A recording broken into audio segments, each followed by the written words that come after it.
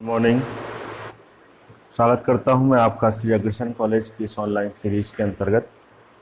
देखिए बच्चों, पिछले वीडियो के अंतर्गत हमने जो है पैराथायरॉयड ग्रंथि के बारे में पढ़ा था और हमने आपको जो है पैराथायरॉयड ग्रंथि की संरचना को बताया था। आज के हम इस लेक्चर सीरीज के अंतर्गत पढ़ेंगे पैराथायरॉयड ग्रंथि के secreted hormone, control of secretion of parathormone और फंक्शन ऑफ पैराथायरॉयड हार्मोन। ठीक है, तो ये कुछ ऐसे बिंदु हैं और इसके अलावा समय रहता है तो हाइपर सिक्रेशन और हाइपो सिक्रेशन ऑफ पीटीएच अर्थात पैराथायरॉयड के बारे में भी हम यहाँ पर चर्चा करेंगे। तो देखिए बच्चों, सबसे पहले हम बात करते हैं सीक्रेटेड हार्मोन्स। पैराथायरॉयड ग्रंथि के द्वारा कौन से हार्मोन का स्त्रवन किया जाता है? तो देखिए, पैराथायरॉयड ग्रंथि के द्वारा स्रावित जो हार्मोन है वह है हमारा पैराथार्मोन, जिसको अपन शॉर्ट में कहते हैं पीटीएच। पीटीएच हार्मोन को कोलिप हार्मोन या कोलिप का हार्मोन के नाम से भी जानते हैं, क्योंकि इस हार्मोन के बारे में कोलिप वैज्ञानिक ने 1925 में बताया था। किसने? कोलिप ने इस हार्मोन के बारे में बताया था, इसलिए इसको अपन कोलिप हार्मोन के नाम से भी जानते हैं। देखिए, यह जो हार्मोन है यह हमारा प्रोटीनिक हार्मोन है। इट मीन्स यह पॉलीपेप्टाइड चेन का बना हुआ हार्मोन होता है, जिसके अंतर्गत 84 एमिनो एसिड की चेन होती है। कितनी? 84 एमिनो एसिड की चेन होती है। वह इसका जो अनुभार है बच्चों, वह बताया गया है कितना?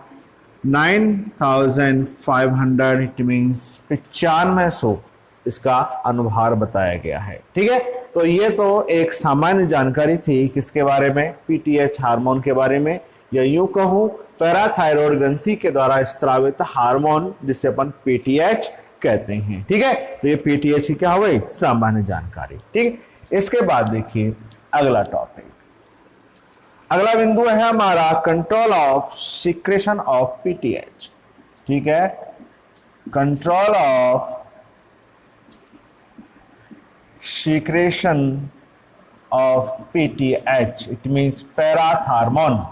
अर्थात पैराथार्मोन जो हार्मोन है, इस पर नियंत्रण, इसके स्त्रवन पर नियंत्रण किस प्रकार से होता है, ये अपन को देखना है। तो देखिए बच्चों, पैराथार्मोन जो हार्मोन है, इसके स्त्रवन का नियंत्रण होता है इसके फीडबैक के द्वारा। ठीक है बच्चों, किसके द्वारा? फीडबैक के द्वारा। पहले पढ़ चुके हैं पर फीडबैक क्या होता है। ठीक है, तो फीडबैक के अनुसार जो है पीटीएच के स्त्रवन का नियंत्रण होता है। कैसे होता है? कि जब देखिए बच्चों, हमारे ब्लड के अंतर्गत, या यूं कहूं कि ईसीएफ के अंतर्गत, ईसीएफ के अंतर्गत जब कैल्शियम की मात्रा कम होती है तो पीटीएच का बच्चों स्त्रवन क्या हो जाता है? बढ़ जाता है। समझ में आई क्या? ठीक है, यही तो होता है। ठीक है, ईसीएफ। ठीक है, तो ईसीएफ के अंतर्गत, इट मींस ब्लड के अंतर्गत या हमारे बॉडी फ्लूइड के अंतर्गत कैल्शियम की मात्रा जब कम होती है तो पीटीएच का स्त्रवन क्या होता है? बढ़ता है। और जब कैल्शियम की मात्रा बच्चों क्या होती है? अधिक होती है, तो हमारे पीटीएच का स्त्रवन जो है वो क्या हो जाता है? कम हो जाता है। इट मींस कैल्शियम की मात्रा या कैल्शियम की सांद्रता की उपस्थिति का जो फीडबैक है वह हमारी ग्रंथियों को पहुंचता है और वहां से इसके स्त्रवन का नियंत्रण किया जाता है। बोलो क्लियर? ठीक है, तो इसका यही इतना सही है कि पैराथार्मोन जो हमारा हार्मोन है, इसका जो कंट्रोल है, स्त्रवन का, सिक्रेशन का जो नियंत्रण है, वह है इसके किसके? कैल्शियम की मात्रा के आधार पर होता है। इट मींस फीडबैक के अकॉर्डिंग होता है। ठीक, अब देखिए अपन सीधा आते हैं, अगला हमारा टॉपिक है function of PTH. Function of PTH, it means कार्य। इट मींस कार्य। किसके कार्य बच्चों? पीटीएच के कार्य। ठीक है, तो देखिए बच्चों, इसका मुख्य कार्य है क्या? कि हमारे रक्त के अंतर्गत, ठीक है, या यूं कहूं कि हमारे ईसीएफ के अंतर्गत कैल्शियम, ठीक है, वह फास्फोरस की मात्रा का क्या करता है ये बच्चों, नियंत्रण करता है। आया समझ में क्या कहना चाह रहा हूं। एक सीधे शब्द में हमने बात की है, यहां पर एक सीधे तौर से बात की है कि मुख्य कार्य क्या है बच्चों। पीटीएच का मुख्य कार्य है कि हमारे शरीर के अंतर्गत कैल्शियम व फास्फोरस की मात्रा को बनाए रखना, एक निश्चित मात्रा में, एक निश्चित अनुपात में बनाए रखने का काम होता है किसका, पीटीएच का, इट मींस पैराथार्मोन का। ठीक है, अब देखिए आगे बात करते हैं कि इसके अलावा इसके और कौन कौन से कार्य होते हैं। ठीक है, तो देखिए बच्चों इसके अलावा इसके और कार्य हैं, जैसे कि कैल्शियम का अस्थियों से पुनः अवशोषण। ठीक है, कैल्शियम का अस्थियों से पुनः अवशोषण। ठीक है, तो ये क्या है बच्चों कि जब हमारे ईसीएफ के अंतर्गत, ठीक है, जब ईसीएफ में कैल्शियम की क्या होने लगती है, कमी होने लगती है या कमी होती है, तो क्या होता है बच्चों, हमारे एक विशिष्ट प्रकार की कोशिकाएं होती हैं जिनको नाम दिया गया है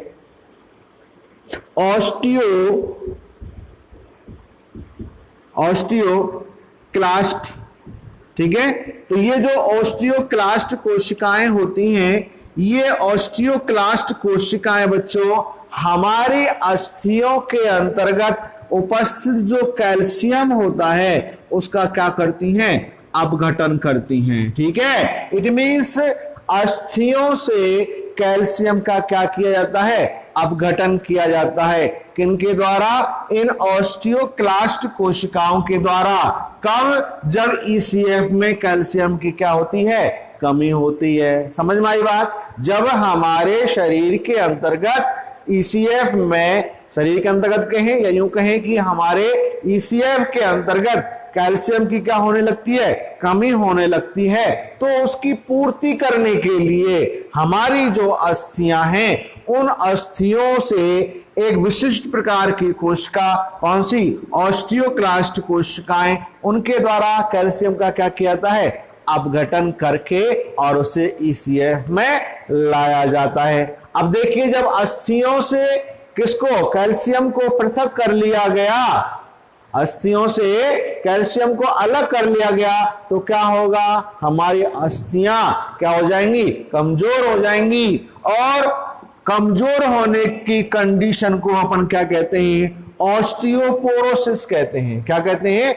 ऑस्टियोपोरोसिस कहते हैं। छिद्रित हो जाती हैं, भंगुर हो जाती हैं, या आसानी से हमारी हड्डियां टूट जाती हैं। ठीक है, तो ये कब हुआ, जब हमारे शरीर के अंतर्गत ईसीएफ में कैल्शियम की मात्रा कम होने लगती है, तो उसको मेंटेन करने के लिए ये ऑस्टियोक्लास्ट कोशिकाएं कैल्शियम से, अस्थियों से कैल्शियम का क्या करने लग जाती हैं, एब्जॉर्वेशन करने लग जाती हैं। बोलो क्लियर। ठीक है, एक काम तो ये हुआ। इसके बाद क्या है बच्चों, absorption of calcium in gastrointestine, it means जठरांत्र जो होता है हमारा। ठीक है, अगला कार्य क्या है, जठरांत्र से कैल्शियम का अवशोषण, जठरांत्र से कैल्शियम का अवशोषण, अर्थात जो बच्चों ये पीटीएच है, पैराथार्मोन जो हार्मोन है, यह हमारे क्या करता है, जो हमारा जठरांत्र होता है, ठीक है, जो हमारी जठरांत्र होती है, उस जठरांत्र से कैल्शियम का क्या कर देता है, अवशोषण बढ़ाता है। ठीक है, अब ये यहां पर कैल्शियम का जो अवशोषण है वो कैसे बढ़ता है बच्चों, वो भी मैं आपको बता देता हूं। देखिए बच्चों, इसमें पीटीएच जो है वह डायरेक्ट इफेक्ट नहीं करता है जठरांत्र से कैल्शियम के अवशोषण की प्रक्रिया को। तो क्या होता है, तो देखिए बच्चों, इसमें क्या होता है कि जो हमारी विटामिन डी होती है, यह विटामिन डी जो है वह पीटीएच की उपस्थिति में 125 डिहाइड्रोक्सी कोलेकैल्सी कोलेकैल्सिफेरॉल,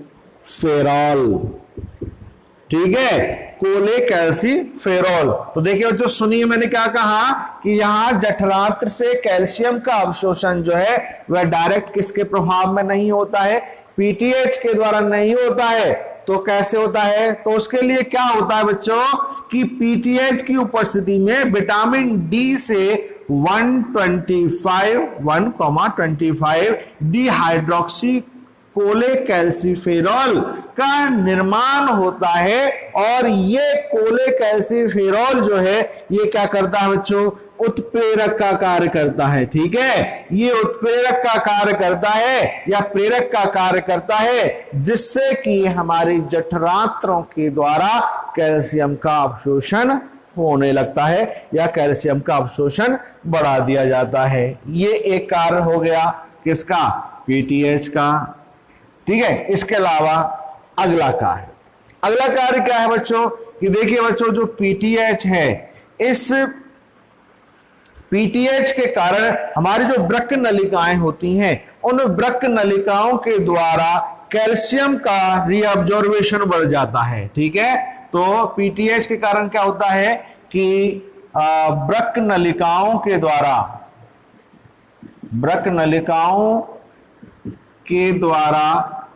ठीक है, वृक्क नलिकाओं के द्वारा कैल्शियम का रीअब्जॉर्वेशन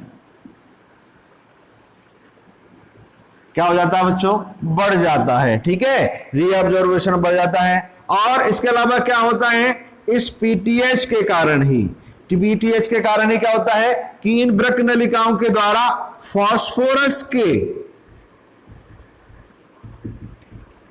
फास्फोरस का भी क्या हो जाता है बच्चों, रीअब्जॉर्वेशन बढ़ता है।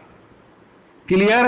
तो इस पीटीएच के कारण क्या होता है कि जो हमारी वृक्क नलिकाएं हैं, इन वृक्क नलिकाओं के द्वारा कैल्शियम व फास्फोरस के रीअब्जॉर्वेशन की क्रिया को भी क्या कर दिया जाता है, बढ़ा दिया जाता है, ठीक है। तो ये कुछ यहां मैंने आपको 3-4 कार्य बताए हैं किसके, पीटीएच के। इसके अलावा और भी कार्य हैं, देखिए पीटीएच के बता देता हूं मैं आपको।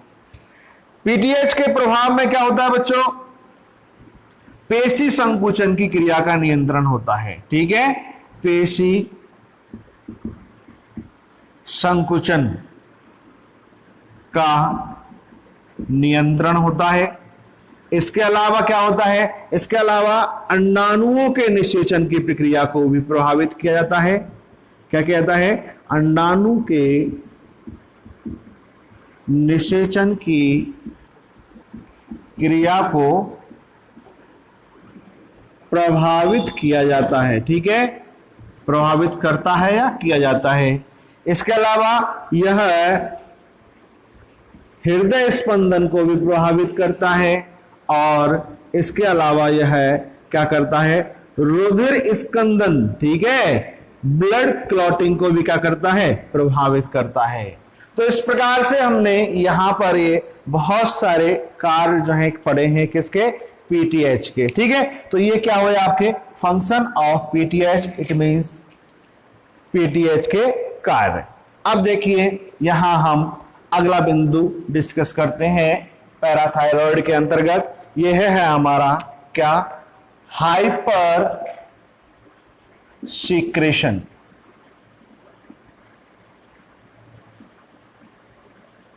हाइपर सीक्रेशन, ठीक है, हाइपर सीक्रेशन मतलब हिंदी में क्या कहेंगे इसको, अतिस्त्रवन, ठीक है। तो किसका अतिस्त्रवन पढ़ रहे हैं अपन, पीटीएच का, ठीक है। तो पीटीएच का जब क्या होगा, अतिस्त्रवन होगा, तो क्या प्रभाव देखा जाएगा बच्चों, इसकी उपस्थिति में जब हाइपर सीक्रेशन होता है तो कैल्शियम व फॉस्फेट लवण जो हैं, ठीक है, कैल्शियम व फॉस्फेट जो लवण होते हैं ये कहां आ जाएंगे बच्चों, हमारे ईसीएफ में आ जाएंगे, ठीक है। कहां जाते हैं, ईसीएफ में आ जाते हैं, जिससे क्या होगा कि हमारी जो अस्थियां हैं, अस्थियां क्या हो जाएंगी, कमजोर हो जाएंगी, ठीक है, और लचीली हो जाएंगी, ठीक है। मैंने अभी आपको बताया था कि जब पीटीएच अधिक मात्रा में स्रावित होता है तो उससे हमारी जो अस्थियां हैं उन अस्थियों से क्या होता है, रीअब्जॉर्बेशन होने लगता है कैल्शियम और फास्फोरस का, ठीक है, जिससे क्या होता है, ऑस्टियोपोरोसिस कंडीशन डेवलप होती है।